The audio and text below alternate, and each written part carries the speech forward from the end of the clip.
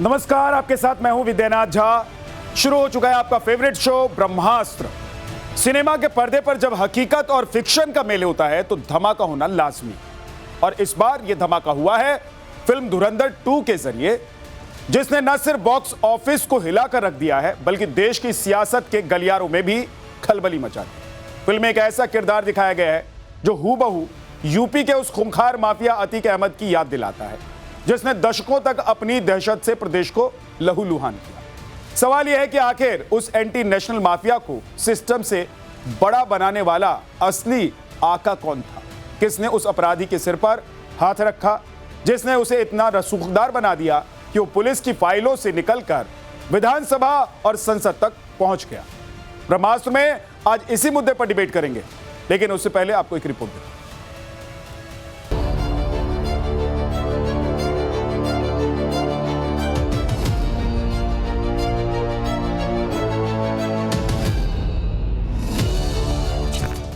खौफ का वो चेहरा जिसे ना कानून की परवाह थी ना पुलिस का डर, जरायम की वो दुनिया जहां सिर्फ गोलियों की गूंज सुनाई देती थी और फैसला आतंक का बादशाह करता था। फिल्म धुरंधर 2 में अतीक अहमद से मिलते जुलते किरदार ने एक बार फिर से पर्दे पर उसी खौफनाक दौर को जिंदा कर दिया। यह सिर्फ एक फिल्मी किरदार नहीं है बल्कि उस मायाजाल का आईना है जिसने उत्तर प्रदेश को दशकों तक अपनी मुट्ठी में कैद करके रखा। फिल्म में आतिफ अहमद और सरहद पार बैठे बड़े साहब यानी कि दाऊद इब्राहिम के बीच के खतरनाक कनेक्शंस को दिखाया गया है। यह कनेक्शन सिर्फ कहानी नहीं है बल्कि उस कड़वी हकीकत की ओर इशारा करता है जिसने देश की सुरक्षा को दांव पर लगा दिया था। फिल्म चीख चीख कर सवाल पूछ रही है कि आखिर उत्तर प्रदेश के उस माफिया को सिस्टम से ऊपर खड़ा करने की हिम्मत किसने दी? वो कौन थे जिन्होंने एक दुर्दांत अपराधी के लिए माननीय बनने का रास्ता साफ किया? सियासत और अपराध का वो शातिर गठजोड़ जिसने एक बाहुबली को इतना रसूखदार बना दिया कि वो पुलिस की फाइलों से निकलकर सत्ता की कुर्सी तक जा पहुंचा। फिल्म इस बात की परत खोलती है कि कैसे ये माफिया आईएसआई के इशारों पर नाचता था, लेकिन फिर वक्त बदला और एक ऐसा फैसला आया जिसने अंडरवर्ल्ड डॉन आतिफ अहमद के साथ साथ इस काली सल्तनत की कमर तोड़ दी। फिल्म जैसे ही बड़े पर्दे पर आई, सियासी गलियारों में तूफान मच चुका है। जहां एक तरफ इसे हकीकत का आईना बताया जा रहा है तो दूसरी तरफ विपक्षी खेमा इसे प्रोपेगेंडा बता रहा है और बीजेपी के खिलाफ मोर्चा खोल चुका है। धुरंधर जैसी प्रोपेगेंडा मूवीज बनाने का सिर्फ एक मतलब है कि भारतीय जनता पार्टी की हिंदू मुसलमान की राजनीति को आगे किया जाए। अगर सब इतना ही सही है तो भारतीय जनता पार्टी के लोग ये क्यों नहीं बता पा रहे हैं कि आज देश में जो इतनी बड़ी परेशानी आ गई है, वेस्ट एशिया में जो लड़ाई है उसमें भारत कहाँ खड़ा हुआ है? अगर सब इतना ही सही है तो ये क्यों नहीं बता पा रहे हैं कि पहलगाम में कहाँ से आतंकवादी आ गए? अगर सब इतना ही सही है तो कोई क्यों नहीं बता पा रहा है कि पुलवामा में जो आतंकवादी घटना हुई वो कहाँ से हुई? जब इतना ही सही है तो उरी में घटना कैसे हुई, पंचकुला में कैसे हुआ? Bharatiya Janata party propaganda film बनाने में एक्सपर्ट है और यही काम उसका है। देखिए, लोगों की जहन साजी की जा रही है। ये फिल्म्स बन रहे हैं, बाकायदा इसका स्क्रीनिंग ऐसे फिल्मों का प्राइम मिनिस्टर के सामने होता है, ऐसा हमने सुना। वो देखते हैं और उसके बाद ये प्रोपेगेंडा पूरे देश में मुसलमानों के खिलाफ चलाया जा रहा है। ये बात अच्छी नहीं है। अपने देश के नागरिकों को ही दुश्मन बनाना अच्छी बात नहीं है। मुसलमान आज बहुत लॉ अबाइडिंग तरीके से खामोश हैं, लेकिन इस तरह से आप अपने नागरिकों को अपना दुश्मन क्यों बना रहे हो? फिल्म दिखाती है कि कैसे एक फैसले ने काली कमाई के साम्राज्य को मिट्टी में मिला दिया और उस खूंखार अपराधी का चेहरा बेनकाब कर दिया गया जो खुद को अजेय समझता था। इस फिल्म को लेकर तीखी बहस छिड़ गई है। धुरंधर 2 के खिलाफ कुछ कट्टरपंथी मौलाना मैदान में कूद आए हैं। इन मौलानाओं को अतीक अहमद सियासी नजर आता है। माफिया या आईएसआई का एजेंट बताने पर इन्हें आपत्ति होती है। नोटबंदी में उसका नुकसान बता दिया, नोटबंदी से उसको जोड़ दिया, जबकि अतीक अहमद एक सियासी आदमी था, इलेक्शन लड़ता था, सियासत करता था और इसके अलावा उसका क्या काम था? बाकी मुकदमात हैं वो अलग बात है, मगर अतीक अहमद का जो आपराधिक रिकॉर्ड हो सकता है, मगर अतीक अहमद का पाकिस्तान की खुफिया एजेंसी आईएसआई से कोई संबंध नहीं था। ये सब लोग जानते हैं, मगर धुरंधर 2 में यही साबित किया गया है कि अतीक अहमद आईएसआई का एजेंट था। पर्दे पर तो कहानी खत्म हो जाएगी, लेकिन असली सवाल आज भी जिंदा है।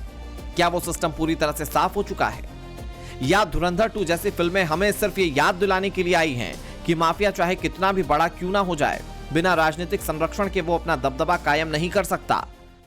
धुरंधर 2 हमने कल देखी थी। उसमें अतीक अहमद का जो है दिखाया गया है कि कैसे उसके आईएसआई से संबंध थे और कानून द्वारा उसको दंड दिया गया है, और ड्रग्स के मामले में भी उसके काफ़ी वो रहे हैं, जिसमें कि बच्चों के भविष्य को लेकर के सरकार चिंताजनक थी, इसलिए उसके साथ जो भी कुछ हुआ कानून के हिसाब से वो सही हुआ।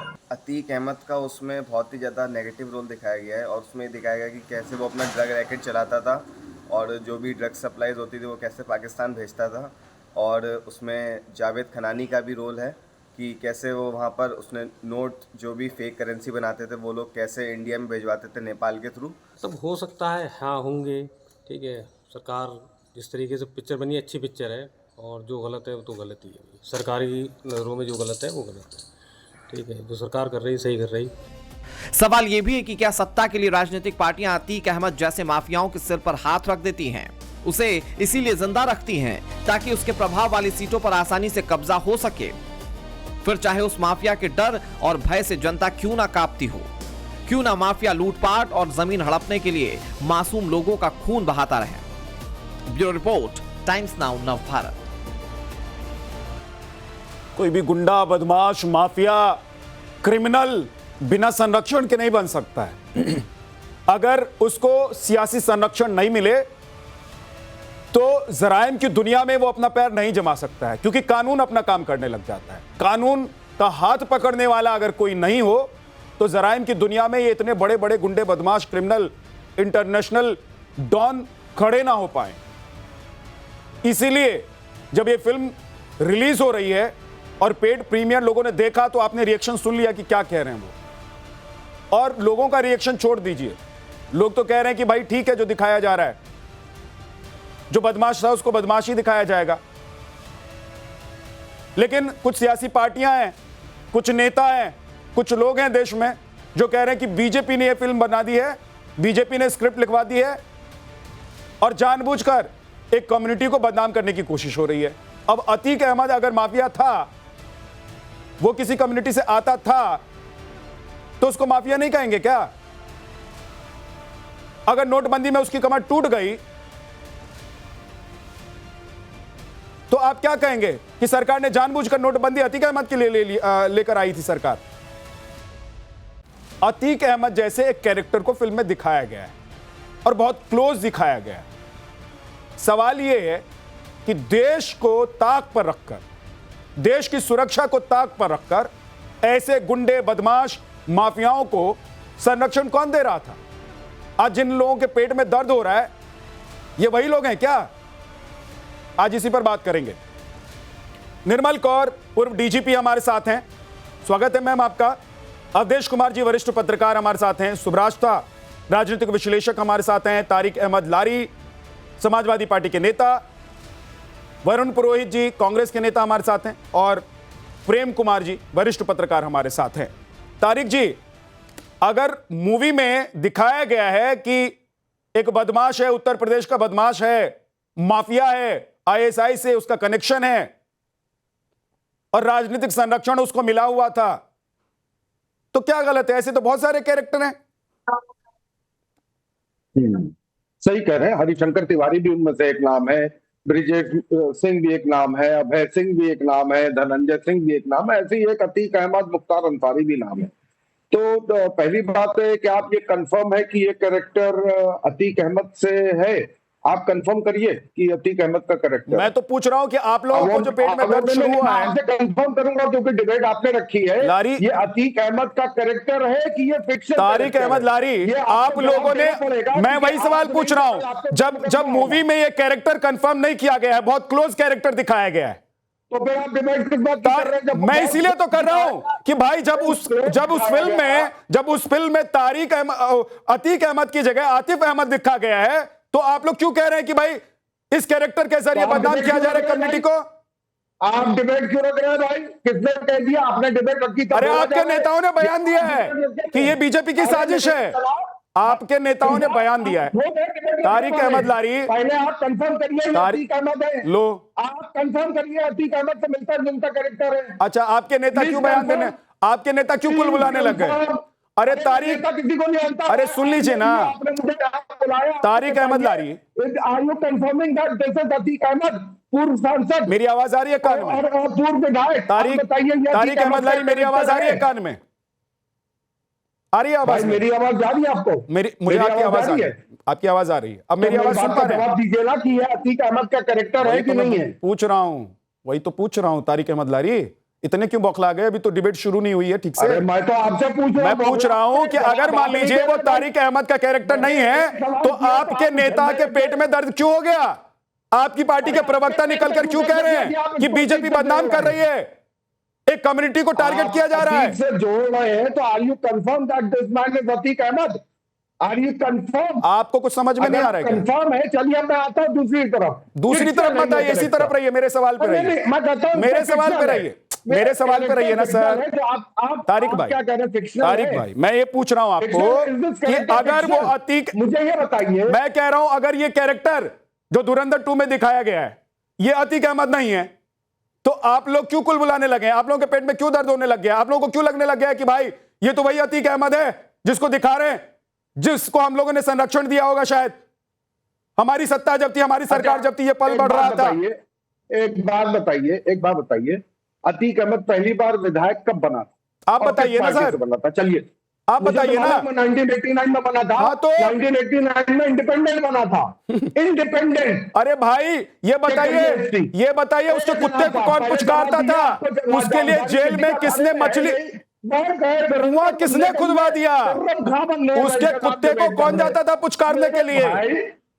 अरे तो कौन सी बात है, मैं जाता हूँ, अगर मेरे दोस्त का वहां कुत्ता है तो मैं दो कुत्ते के साथ अवधेश जी, मैं ये कह रहा हूं, आप ये बताइए, मैं ये कह रहा हूं कि चोर की दाढ़ी में अगर तिनका नहीं है, कोई और है। सुन लीजिए सर, तारिक भाई अब सुनिए ना, बाकी पहले सुनिए। मैं तो पूछ रहा हूं सवाल आपसे कि अगर ये तारिक अहमद का, अगर ये अतीक अहमद का कैरेक्टर नहीं है तो समाजवादी पार्टी के नेता, प्रवक्ता और तमाम विपक्षी पार्टी जो ये कह रहे हैं कि बीजेपी ने जानबूझकर ऐसी फिल्म बनाई है बदनाम करने के लिए, ये क्यों कह रहे हैं?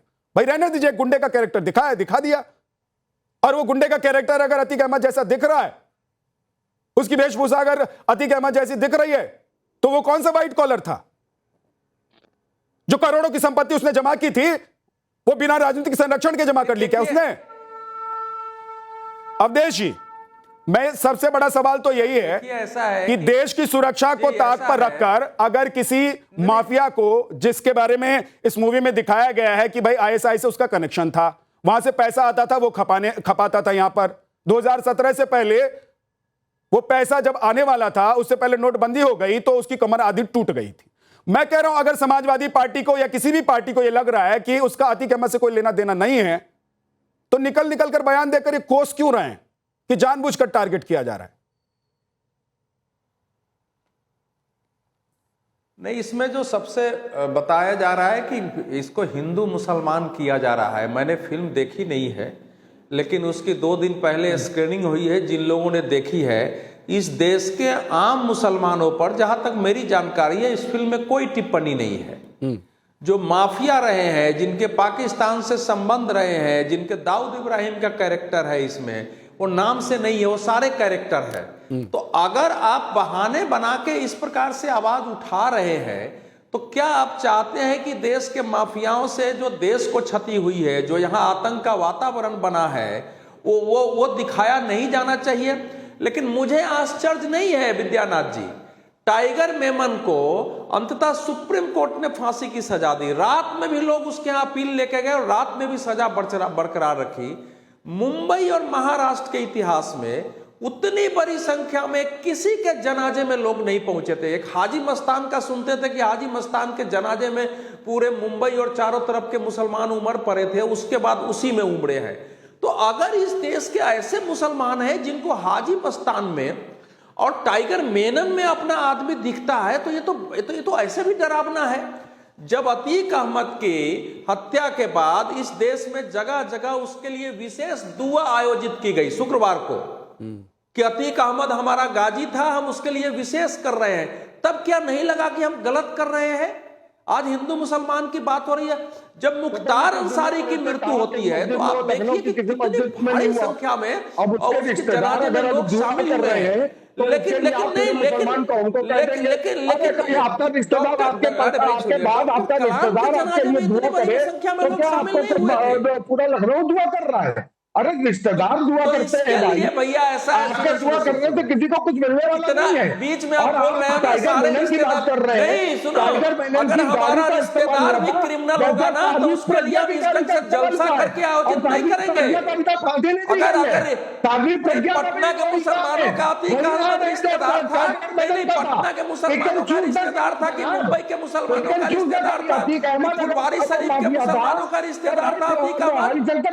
क्या मुख्तार अंसारी के जनाजे में सारे ऐसे मुसलमान शामिल हुए थे, उनके रिश्तेदारी से आए थे, वो 5 लाख 8 लाख बीच में कूदते रहते हैं। थोड़ा देखिए, आप लोग अगर मुसलमानों की छवि ये बनाते हैं कि इसमें क्रिमिनल माफिया, अतीक अहमद ने मुसलमानों को भी मारा, अतीक अहमद ने मुसलमानों की जमीन पर कब्जे किए, मुख्तार अंसारी ने मुसलमानों को भी मारा है, टाइगर मेनन के परिवार ने मुसलमानों की जमीनों पर भी कब्जे किए हैं, केवल हिंदुओं के नहीं किए हैं। लेकिन ऐसे लोगों की मृत्यु पर या ऐसे लोगों के किसी ढंग से कैरेक्टराइज किया गया है फिल्म में, अगर आपको रिएक्शन होता है तो फिर इसका मतलब आप अपना आइकन कैसा बनाना चाहते हैं? आप इस देश देखिए, अब सुनने ही नहीं देंगे आप तारिक लारी, आप सुनने ही नहीं देंगे। अवधेश कुमार जी अगर कुछ फैक्ट्स बता रहे हैं तो आप सुनने ही नहीं देंगे, उनके ऊपर बोलने लग गए। आपको लगा कि भाई ये तो सब कुछ ही आज बोल देंगे। तारिक अहमद लारी, तारिक अहमद लारी, सुन लीजिए ना, सुन लीजिए ना तारिक जी, तारिक भाई सुन तो लो, सुनिए तारिक भाई, सुनिए ना तारिक भाई, सुनिए तारिक लारी जी, सुनिए तो सही। अब क्यों इतने परेशान हो? जैसे ऐसा लग रहा है जैसे आपके नब्ज पे हाथ रख दे रहे हैं अवधेश कुमार जी। तारिक भाई, तारिक लारी सुनिए ना, अवधेश कुमार ने अभी बोलना शुरू नहीं किया, आपको लगा आपकी नब्ज पकड़ ली उन्होंने। ऐसी ये मूवी अभी पूरे देश ने देखी नहीं है, अभी तो पेड प्रीमियर हुआ है, आप लोगों को कुलबुलाहट होने लग गई कि अरे ये क्या करने लग गए। वरुण पुरोहित जी, वरुण पुरोहित जी, ये मूवी आई है, उसमें एक माफिया है, पाकिस्तान से उसका कनेक्शन दिखाया गया है, अंडरवर्ल्ड से उसका कनेक्शन दिखाया गया है, तो इसमें हिंदू मुसलमान कैसे हो गया? देखिए जहां साहब, फिल्में तो पहले भी आती थी जिसमें माफिया डॉन होते थे, पाकिस्तान से भी कनेक्शन दिखाते थे, दाऊद के ऊपर भी बनती थी, हाजी मस्तान का नाम लिया भी अवधेश कुमार जी ने, पहले सब चीजें होती थी, आज भी होती है। अब आपने एक शब्द का प्रयोग किया, राजनीतिक संरक्षण। पिछले कई वर्षों में देखा गया राजनीतिक संरक्षण मिलता था, अब तो जो पॉलिटिकल लोग भी पॉलिटिक्स में ही आ गए, ये लोग बहुत से लोग आ गए, सभी पार्टियों में आ गए, भाजपा क्या करेगी, कांग्रेस क्या करेगी, सभी में आ गए। ये अब आज के टाइम पर ईमानदार आदमी, आम आदमी तो चुनाव लड़ ही नहीं सकता। जो एक नेक्सस बन गया है, वो नेक्सस ही इसमें शामिल हो गए, ये मर्जी हो गई एक तरह से सबकी। जो फिल्म बनी है तो सेंसर बोर्ड से पास होकर बनी होगी, उसमें कोई ऑब्जेक्शनेबल चीज है तो जिसको भी ऑब्जेक्शन है वो उसमें कर सकता था अपना ऑब्जेक्शन, लिखित रूप में भी कर सकता था, कोर्ट में भी जा सकता था। लेकिन हिंदू मुस्लिम की जो बात होने लगी 12 साल में क्यों होने लगी, मोदी काल में या योगी काल में क्यों होने लगी? सोशल पॉइजनिंग की बात पहले तो नहीं होती थी, अटल जी की भी सरकार रही है, भारतीय जनता पार्टी की सरकार रही है अटल जी के नेतृत्व में, और राज्यों में भी रही है, भैरव सिंह जी शेखावत की भी खूब रही है, यूपी में भी पहले रही है, सब सरकारें रही है। पर ये पॉलिटिकल पॉइजनिंग यानी कि सोशल पॉइजनिंग की जो बात है ये इसी दौर में क्यों हो रही है? और कई फिल्मों में देखा गया, कई कैरेक्टर्स को, हमारे तो राजपूताना के कहीं ना कोई कैरेक्टर को लेके भी फिल्में बना देते, फिर हल्ला मचाती पब्लिक जाके। तो सेंसर बोर्ड कहीं ना कहीं दोषी है, उसको सब चीज देखनी चाहिए। इस फिल्म को मैंने तो देखी, मैं कह रहा हूं कि पंडित और ठाकुरों को लेकर इतनी फिल्में बनी होंगी, है ना, और है ना, पंडित और ठाकुरों को बदनाम करती हुई इतनी फिल्में बनती थी एक दौर में। मैं ये कह रहा हूं कि आज एक माफिया और अंडरवर्ल्ड डॉन से कनेक्शन रखने वाले को लेकर अगर फिल्म बन गई, उसका कैरेक्टर बहुत करीब दिखाया गया है, तो इसमें राजनीतिक पार्टियों को, समाजवादी पार्टी को, कांग्रेस पार्टी को इतना दुख और परेशानी क्यों हो रही है? क्यों आप लोगों को लग रहा है कि ये कांग्रेस और क्यों कांग्रेस और समाजवादी पार्टी को ऐसा लग रहा है कि हिंदू मुसलमान वाली फिल्म हो गई है? क्यों आपको लग रहा है कि 2014 के बाद हिंदू मुसलमान होने लग गया है? 2014 के बाद इसलिए होने लग गया, अब यूजीसी रूल से लेके टैनी के बेटे ने किसानों को रौंदा, बच्चियों को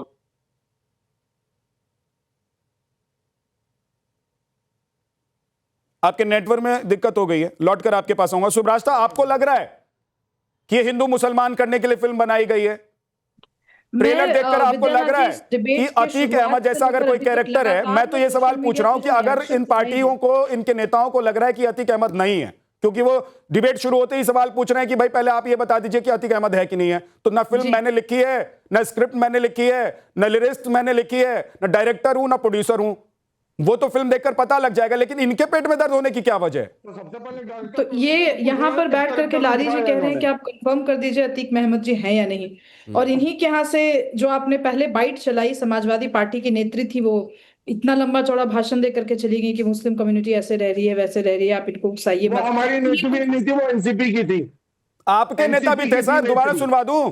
भाई समाजवादी पार्टी के प्रवक्ता का जो बयान है उसको निकाल कर रखिए, मैं सुनवाता हूं, रुक जाइए। वो एनसीपी की थी, उनसे जाकर अच्छा सुनिए, आपके नेता, आपके प्रवक्ता का बयान भी आपको सुनवा देता हूं। तारिक अहमद लारी, रुक जाइए, उसको भी निकाल कर रखिए। मैंने अगर गलत बोला, तारिक अहमद लारी जी गलती हुई स्वीकार तो करने दीजिए। एनसीपी के साथ आप गठबंधन में नहीं है, आप एनसीपी की आप एनसीपी की जो नेत्री है उनका खुलेआम विरोध कर रहे हैं, आप उनके साथ गठबंधन में नहीं है, आप नेशनली कभी एक दूसरे के साथ प्लेटफॉर्म शेयर नहीं करेंगे। मान गई मैं आपकी बात।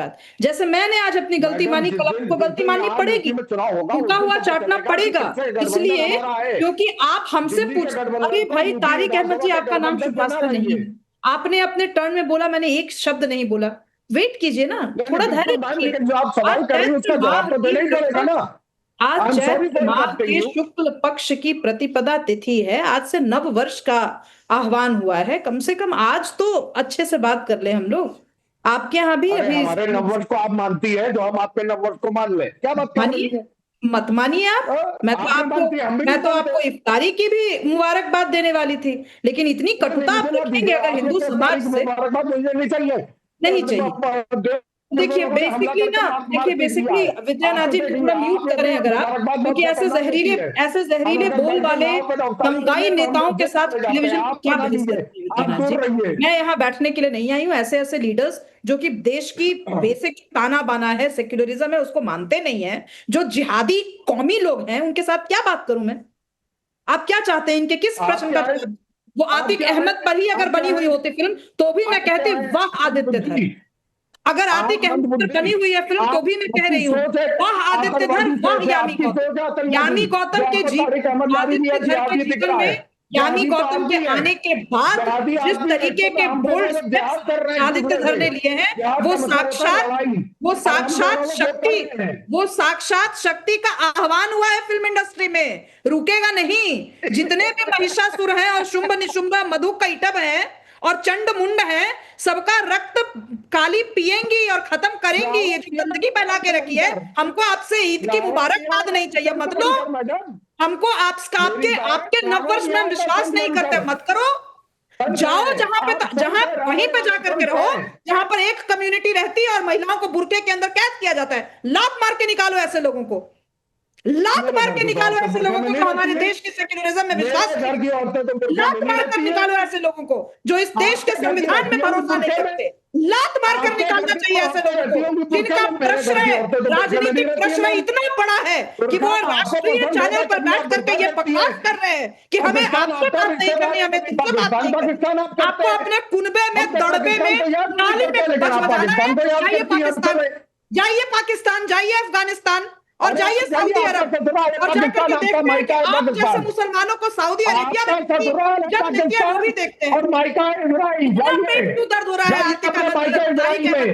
मैंने तो आप पे नहीं बोला, मैं तो उन मुसलमानों के बारे में कह रही हूँ जो कहते हैं, मैं तो उन गंदे मुसलमानों के बारे में बोल रही हूँ जो कहते हैं हमें हिंदू भाइयों से मुबारकबाद नहीं चाहिए। मैं उन गंदे बजबजाते नाली के कीड़ों से कह रही हूँ जो ऐसी भाषा का प्रयोग करते हैं। आपने तो नहीं कहा, आपने तो बड़े औदार्य से हाथ जोड़ करके ईदी भी स्वीकार की और हाथ जोड़ करके कहा चैत्र नववर्ष की शुभकामनाएं। आपको क्यों दर्द हो रहा है लारी जी? आप उसी को मुबारकबाद दीजिए, हम हिंदुस्तान के मुसलमान बना दीजिए। हम लोग बैकवर्ड से कन्वर्टेड हैं। आप हिंदुस्तान के मुसलमान नहीं हैं। आपको ये भ्रम है कि आप हिंदुस्तान के मुसलमान हैं। हिंदुस्तान के मुसलमान अगर होते तो आपने जिस जहरीलेपन से डिबेट की शुरुआत की वो नहीं करते। और ये विद्यानाथ जी, ये तरीका बहुत गलत है कि मैं एक सेकंड सुब्रास्ता लारी जी और सुब्रास्ता जी, एक सेकंड रुक जाइए भाई। आप हिंदुस्तान के मुसलमान हैं या नहीं है ये साबित करने की जरूरत नहीं है, ये साबित अपने आप हो जाता है तारिक लारी जी, जब आप हिंदुस्तान के खिलाफ कोई साजिश रचने वाली शक्ति के खिलाफ आप बोलना शुरू करते हैं, वो हिंदू हो, मुसलमान हो, वो किसी भी जात से धर्म से आता हो, आपको सर्टिफाइड करने की या सर्टिफिकेट लेने की जरूरत नहीं पड़ती है। दिख जाता है सर कि आप हिंदुस्तान के हैं कि कहीं और के हैं। मैं ये कह रहा हूं कि वो हमको पाकिस्तान भेजनी है। तारिक भाई, आज आप जिस तरीके से अतीक अहमद के एक कैरेक्टर को जो बताया जा रहा है कि प्ले किया गया है इस फिल्म में, बहुत क्लोज है बताया जा रहा है, उसको अगर आप डिफेंड करने लग जाते हैं, उसके लिए 4 और नाम आप गिनवा रहे हैं, क्योंकि आपको डिफेंड अतीक अहमद को करना है, आतिफ अहमद को नहीं करना है जिसको इस फिल्म में दिखाया गया है। तो समझ में आ रहा है सर कि अगर पाकिस्तान की करेंसी यहां, सुन लीजिए, पाकिस्तान से फर्जी करेंसी यहां लाकर अगर अतीक अहमद खपाता था और अतीक अहमद यहां पर अगर ड्रग्स का कारोबार करता था, अतीक अहमद यहां पर खून खराबे का कारोबार करता था और उसके पक्ष में आप खड़े हो रहे हैं, तो इसका मतलब ये साफ है, ये दिख जा रहा है कि आप हिंदुस्तान के हैं या कहां के हैं, कि आप हिंदुस्तान के बारे में सोचते हैं या सिर्फ अतीक अहमद के बारे में सोचते हैं। प्लीज सर, तारिक भाई, आपको किसी की सर्टिफिकेट की जरूरत नहीं है, आप अपने आप को खुद सर्टिफाइड कर रहे हैं, आपको किसी की सर्टिफिकेट की जरूरत है ही नहीं। लारी साहब, आपको किसी की सर्टिफिकेट की जरूरत है नहीं, आप खुद अपने आप को सर्टिफाइड कर रहे हैं। झूठ बोल के आपको तरक्की मिलेगी जरूर, लेकिन अपना ईमान को तो भी संभाल के रखिए। ईमान की तो बात है, जिस ईमान को लेकर आप बैठे, जिस ईमान को आप लेकर बैठे, उस ईमान को श्रद्धांजलि मत दीजिए। प्लीज रुक जाइए। प्रेम कुमार जी, एक फिल्म आई है, आ रहा हूं अवधेश जी, आ रहा हूं, एक सेकंड रुक जाइएगा।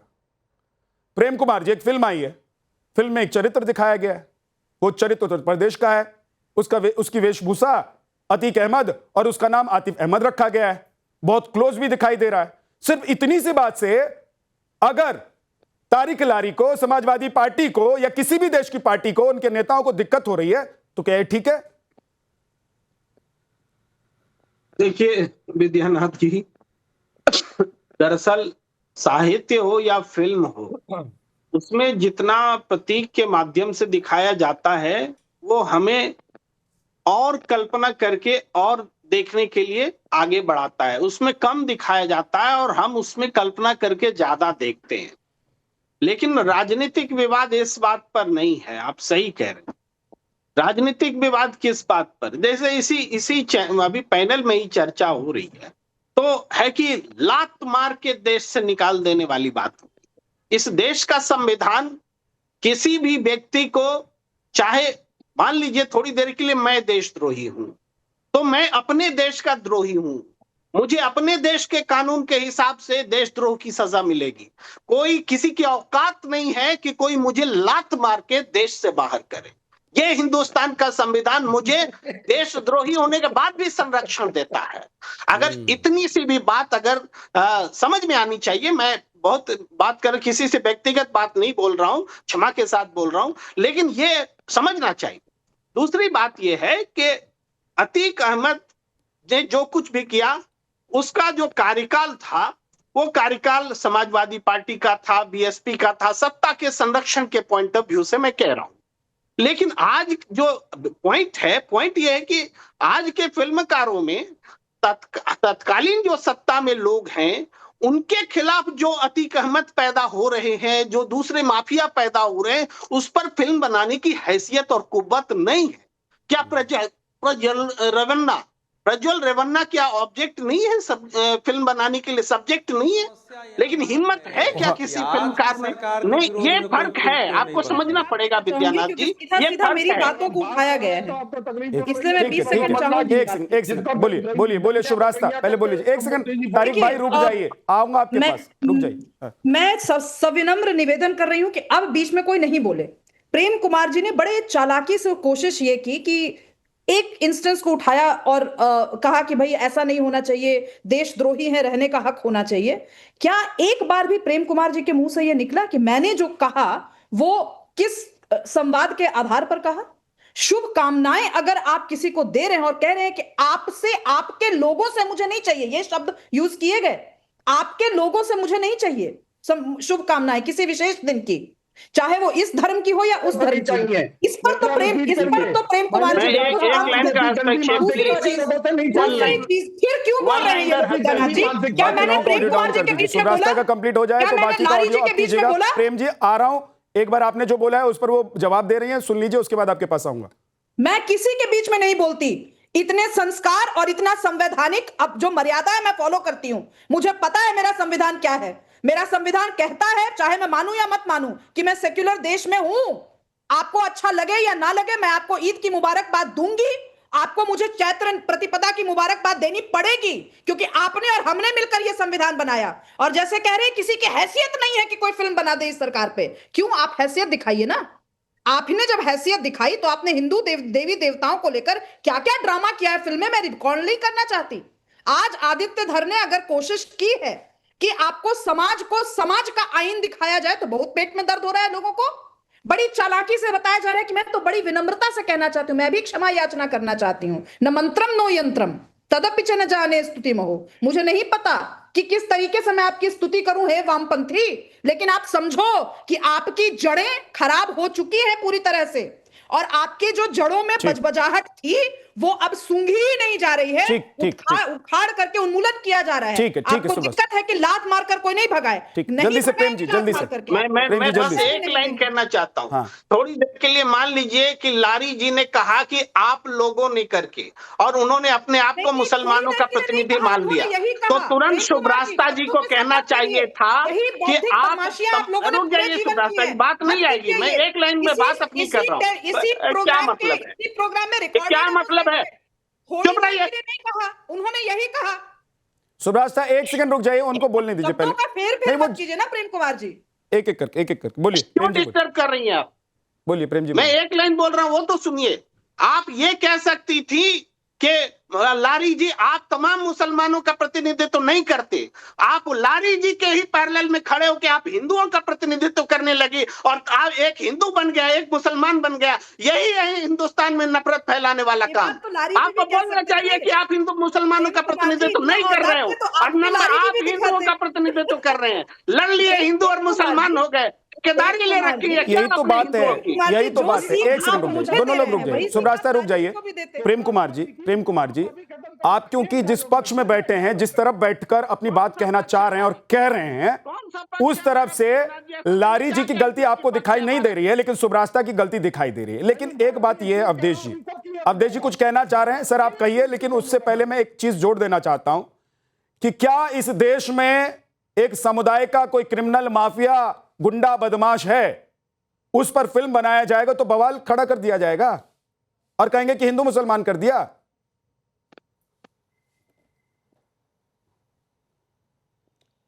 नहीं, तो इसमें मुझे कोई आश्चर्य का विषय नहीं है।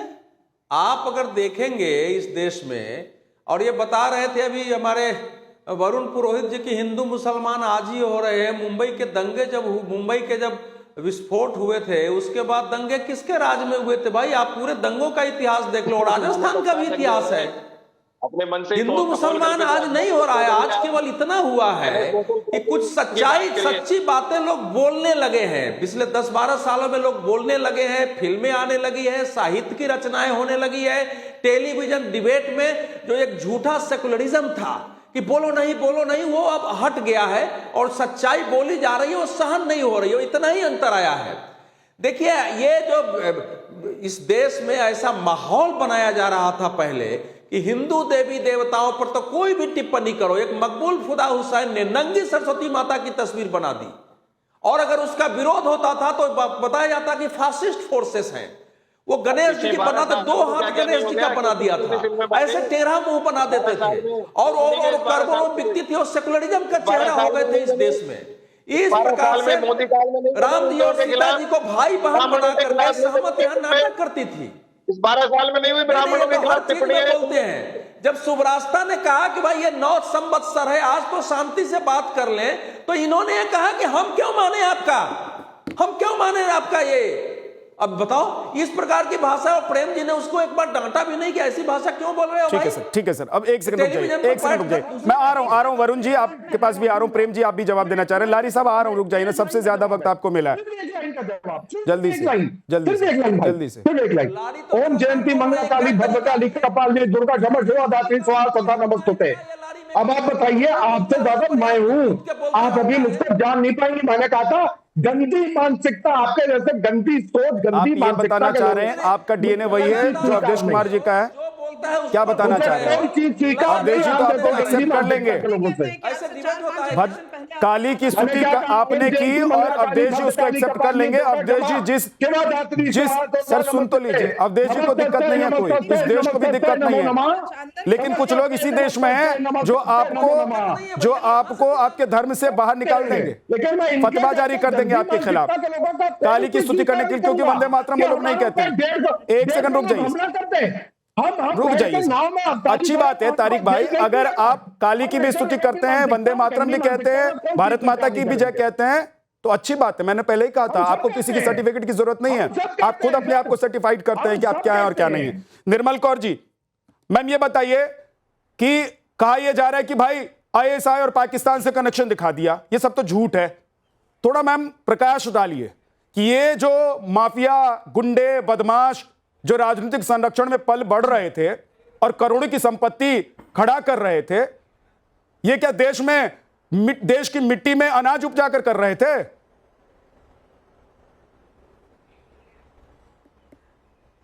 बिल्कुल नहीं, बिल्कुल भी नहीं। और ये निश्चित है कि धर्म के आधार पर, जाति के आधार पर अपराधियों को राजनीतिक संरक्षण प्राप्त होता है। और जहां तक कि सिर्फ आर्थिक नहीं, देश की सुरक्षा पर भी ये लोग ध्यान नहीं देते हैं। देश चाहे भाड़ में, इनकी राजनीतिक रोटी सीखनी चाहिए। आप देखिए, जैसे कि वर्तमान केस में भी आपने मनी लॉन्ड्रिंग का जिक्र किया या हवाला का जिक्र किया, इस तरह की जो चीजें हो रही हैं, निश्चित उसमें बहुत बड़ा हाथ है। और ये बड़ी आर्थिक और सुरक्षा की बातें तो छोड़ दीजिए, जिस दिन पाकिस्तान क्रिकेट मैच जीतता है भारत और पाकिस्तान के बीच में, कई इलाकों में आतिशबाजी होती है भारत में। कहाँ है उनकी वफादारी? जो एक स्पोर्ट्स टीम को सपोर्ट नहीं कर सकता, वो बड़े मामलों में देश को क्या सपोर्ट करेगा? और देखिए कि जब कुछ नहीं बोलते उस समय, जो बड़े बड़े दिग्गज, अभी भी उनके प्रतिनिधि आपके पैनल में भी है इस समय, ये लोग कुछ नहीं बोलते कि भाई तुम लोग क्यों आतिशबाजी कर रहे हो। ये आज से नहीं, दशकों से हो रहा है। और लेकिन आरोप तो ये लगता है मैम कि 2014 के बाद देश में हिंदू मुसलमान हो गया। आप अपने आप को भारतीय समझते हैं? नहीं, ये आतिशबाजी कब से होती है? हम पैदा नहीं हुए थे तब से। जब भी भारत पाकिस्तान का मैच हो और जब भी पाकिस्तान जीते तो पुलिस के लिए एक समस्या हो जाए कि जितने भी एक खास इलाके थे उनमें आतिशबाजी होती थी, बहुत अच्छे से नारेबाजी होती थी। दैट मीन्स इतना भी उनमें ये नहीं है गैरत कि अपने देश को एक खेल में भी वो समर्थन दे सके। तो आर्थिक नीतियों में, अपराध जगत में, हवाला में, ड्रग रैकेट्स में वो क्या देश के बारे में सोचेंगे? इवन सुरक्षा जैसी चीज को ये लोग ताक पे रख देते हैं कि आंतरिक सुरक्षा से भी कोई मतलब नहीं है। हमारा अपना राजनीतिक खेल चलना चाहिए। जिसको मर्जी हम बुला लें, वहीं पे हम आधार कार्ड भेज देंगे, उनके देश से ही बुला लेंगे, वहीं पर हम उनको वोटर कार्ड भी दे देंगे, आइए मेरे नागरिक है आप तो, क्योंकि मेरे लिए आप वोट बैंक देख रहे हैं। हम इतना, मतलब जिसे कहते हैं ना कि इतनी विकट दृष्टि है, वोट के अलावा कुछ देखते नहीं, देश के बारे में तो परवाह है ही नहीं। ये लोग सोचते हैं कि बस। और अब कहां से कहां किसी ने कहा कि अभी होने लगा, अभी नहीं होने लगा, ये कब से हो रहा है? ये तुष्टीकरण कब से चल रहा है? आप देखिए, दशकों से चल रहा है और अभी भी चल रहा है। मैं ये नहीं कह रही कि 14 के बाद से बंद हो गया। अरे तारिक अहमद लारी जी, अब कम से कम ये अवेयर तारिक भाई लोग समझ रहे हैं आपको जब ज्ञान हुआ होगा, और जितना तब से लेकर आज तक आपका तजुर्बा है ना, उतने दिन तो उन्होंने पुलिस में नौकरी करके गुजार दी है भाई निर्मल कौर जी ने। और वो जो कह रही हैं, वो जो सच बयां कर रही हैं, उस पर आप हंस रहे हैं, अब ठहाके मार रहे हैं। तुष्टीकरण की राजनीति की बात कही उन्होंने, अब ये भी तुष्टीकरण की राजनीति की बात करने लग गए। अरे बात तो सुनिए भाई साहब, पहले बात सुनिए। मुजफ्फरनगर, मुजफ्फरपुर, मेरठ, भागलपुर, कहां हम लोग को लाइन से खड़ा करके गोलियां मारी गई हैं। और तुष्टीकरण कर रही थी कांग्रेस की सरकार में। मुसलमानों को लाइन से खड़ा करके यही डीजीपी लोग थे, यही फोर्स में थे। इस्तीफा नहीं दिए थे ये लोग एंजॉय किए थे। और कई हमारे साथी भी एंजॉय किए थे, जो हमारे फादर के साथी थे वो भी एंजॉय किए थे। बहुत सारे किए थे हमारे फादर के दोस्तों में, वो भी एंजॉय किए थे कि मुसलमान को लाइन से खड़ा करके गोली मरवा दी। कांग्रेस ने किया था। तो कौन सी तुष्टीकरण हो रहा था? कौन सा तुष्टीकरण था वो उस समय? जगह जगह दंगे कर मुसलमान एरिया को दबा दिया जाता था, कांग्रेस दबाती थी। ये कितना खतरनाक वक्तव्य है, ये देश में आग लगाने वाला वक्तव्य है। ये इस प्रकार की भाषा बोली जाती थी। कौन कर रहा है? नहीं, आप कैसे बात कर रहे हो? इस देश की पुलिस मुसलमानों को पत्थर में खड़ा करा के गोली मारती थी। क्या भाषा है ये? आप समझिए कि कितना विष पैदा किया गया है, जहर फैलाया गया है इस देश में, कि इस देश की पुलिस तुम्हारे खिलाफ है, मुसलमानों के मुसलमानों के खिलाफ है, इस देश की राजनीति तुम्हारे खिलाफ है, और आप भड़का करके कितने माफिया पैदा एक सेकंड। तारिक अहमद लारी जी, इस देश में सबके लिए कानून बराबर है। अगर सत्ता का संरक्षण किसी को मिला, वो गुंडा, माफिया, बदमाश और हवाला का पैसा लाने वाला, हवाला से पैसा भेजने वाला बन गया और उसने करोड़ों की संपत्ति खड़ी कर ली, और उस वक्त देश में अगर ऐसी राजनीतिक पार्टियों की सरकार थी जिसको आज दर्द हो रहा है, तो दर्द होना जायज है, गलत नहीं है, क्योंकि उस वक्त आप लोग रोक नहीं पाए। और आपको अतीफ अहमद या आतिफ अहमद, जिसको इस फिल्म में कैरेक्टर के तौर पर दिखाया गया, अतीक अहमद लग रहा है, तो फिर ठीक ही लग रहा होगा। बहुत बहुत शुक्रिया आप सभी मेहमानों का हमारे साथ जुड़ने के लिए। ब्रह्मास्त्र में